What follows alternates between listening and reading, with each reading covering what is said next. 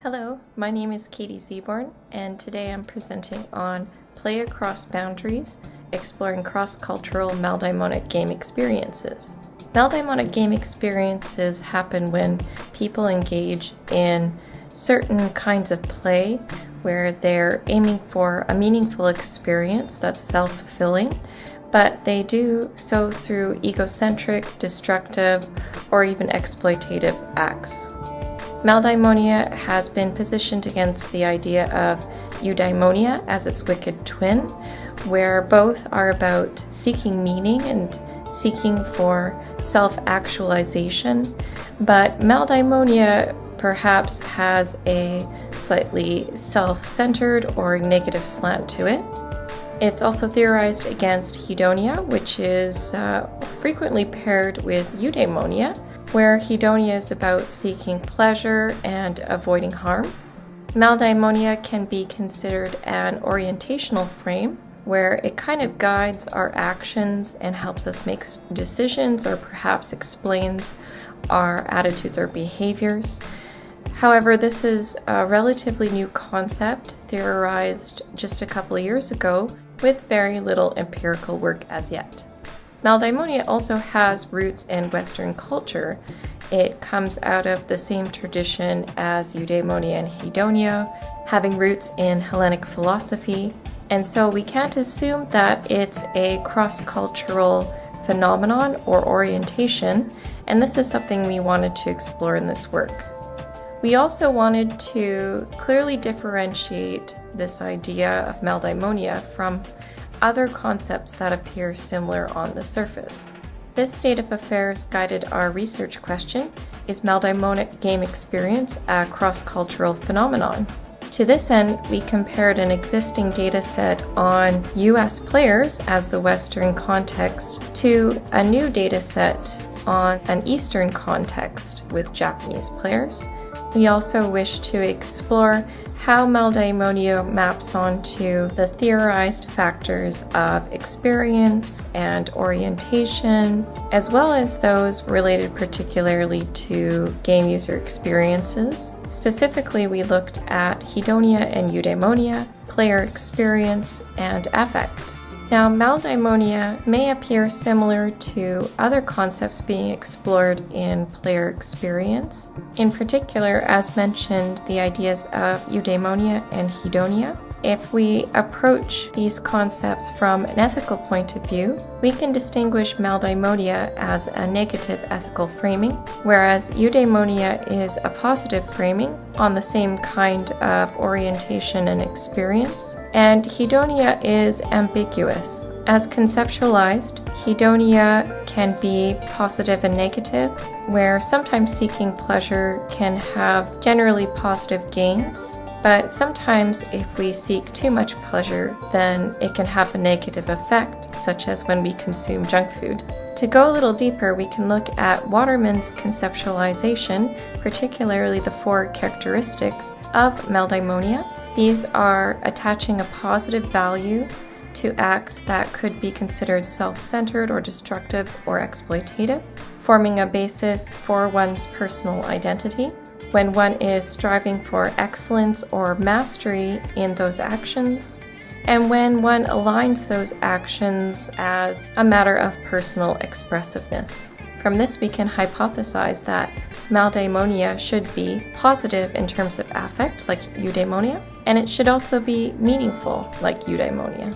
We do note 2 omissions from this conceptualization. Although the previous research has shown that hedonia and eudaimonia pretty much always come together, this is not covered in the conceptualization of maldaimonia. Still, given that maldaimonia is the evil twin of eudaimonia, we can hypothesize that if it's present, so should hedonia. Previous work, especially in the UX and player experience domain, has found that eudaimonia has a longitudinal component, and so we can also hypothesize that this should be found for maldaimonia as well. And this relates to the potential for these experiences to have a long-term meaning, a lasting impact into the future. As discussed, we should also distinguish maldaimonia from similar concepts. For example, the idea of cruel play and dark participation, which we can categorize as purposefully harmful acts against other people, as well as transgressive play, where the player actually rebels against whatever the designer's intent for the play experience is, and dark play. This is where the game designers have actually created an experience that is meant to shock and disturb the player. So we can think about maldaimonia as an orientation and an experience that's associated with good player experience, not something designed to be shocking or disturbing, satisfying the player's functional, psychological, and social needs, so not prompting them to rebel against the gameplay designed for them, and not being about intending to harm other people. Since maldaimonia is a brand new concept, we tread lightly in making hypotheses on cross-cultural effects. Following cross, we suggest a baseline of no differences. So when we compare the original US dataset that was taken from Seaborn and Iseya with Japanese gamers, we assume that there would be no differences across these player groups. To explore the research questions and answer these hypotheses, we use the critical incident method, as well as an array of validated measures. We recruited 59 participants. We used hybrid thematic analysis because we took the original thematic frameworks from Seaborn and Iseya and applied it to the Japanese player group. But we also had to develop new themes that were particular to the Japanese player context. We also generated inferential statistics by country based on the theme counts, as well as the other measures. Here's what we found. The results were more or less the same for the Japanese players as for the original US cohort. As before, maldaimonia was found across a variety of games, 44 unique games. Most of the time, it was solo play experiences, and the rest of the time, when it was a social experience, most of those were with people that the player knew. When we dig deeper into why people were motivated to play maldaimonically and what exactly happened, we had a variety of answers. So, as in the previous research, we found that Japanese players were motivated for different reasons, from passively accepting the experience that the game offered, being provoked in some way, thinking about how they can use the game to satisfy a psychological need, being motivated for emotional reasons, and also being motivated for extrinsic reasons, something external to the gameplay. The kinds of experiences people had also varied. There were transgressions, including murder and chaos. There were reflections, the ways that people thought about the game and made use of it in order to achieve certain objectives. There were feeling-based experiences, not just having an emotional reaction, but also seeking out certain kinds of experiences and finding pleasure in performing maldaimonic acts. And there were also appreciations, where people had experiences that satisfied a desire for an aesthetic experience or achieving certain extrinsic motives. And we found here that the Japanese and US players did differ when it came to malite or malicious delight and aesthetics. We also looked at the extent to which the 4 criteria proposed by Waterman mapped onto these experiences and motivation themes. The majority of experiences, 81.3%, satisfied most of these criteria, and 43.8% satisfied all criteria.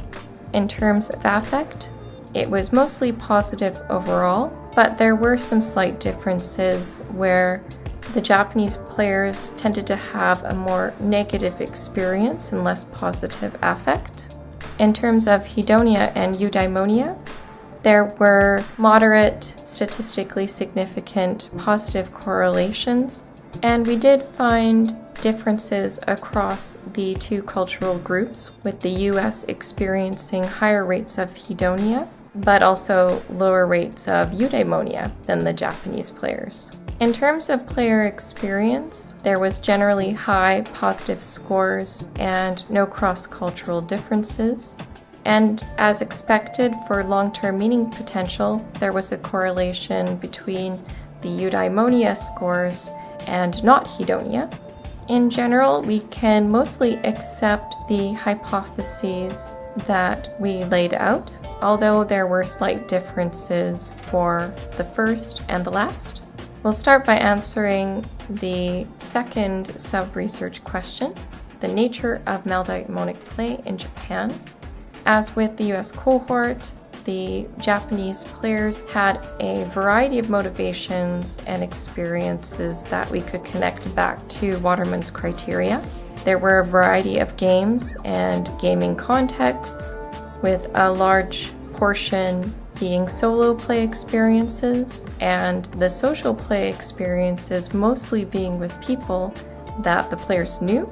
Maldaimonia was also associated with hedonia and eudaimonia and positive affect for the most part, as well as with long-term meaning potential like we would expect if it's truly eudaimonia's evil twin. Maldaimonia also satisfied player experience in terms of functional and psychosocial needs, and it appeared to be, according to the accounts, disconnected from intentional acts of harm or negative intent, play with strangers, norm breaking or rule breaking in the game, and so on. So we can describe maldaimonic player experiences as meaningful solo player experiences or social experiences with known others that enable immersive self-expression through egocentric, exploitative, and/or destructive acts that align with social norms. So let's go back to the comparison between the Japanese and US player cohorts. Overall, we found a lot of similarities in terms of the different measures and the types of motivations and experiences. There was really only a couple of exceptions where Japanese players experienced less malite and had fewer aesthetic experiences. They were also more driven by eudaimonia and long-term meaning potential, which is actually more strongly linked to the idea of maldaimonia. But the US players had higher levels of affect, and especially positive affect. Our research does have several limitations. We acknowledge that critical incident reports are limited in a variety of ways, especially because they're captured after the experience and sometimes far after. The accounts were also short, and in future we would recommend using a minimum length requirement for online surveys. The inductive analysis as part of the hybrid thematic analysis was carried out by a non-Japanese researcher, so in the future Japanese researchers should be involved in developing themes. We also had an unfortunate Google form error with a few of the affect items related to the PAN-SX, which would be corrected in future surveys. We also had to do an exploratory analysis looking at the cross-cultural situation, so the next step would be confirmatory research. What this work contributes is a baseline understanding with a cross-cultural component on the nature and factors involved in maldaimonic play experiences. So now we can move on to developing and validating a measure for other countries and sites of play.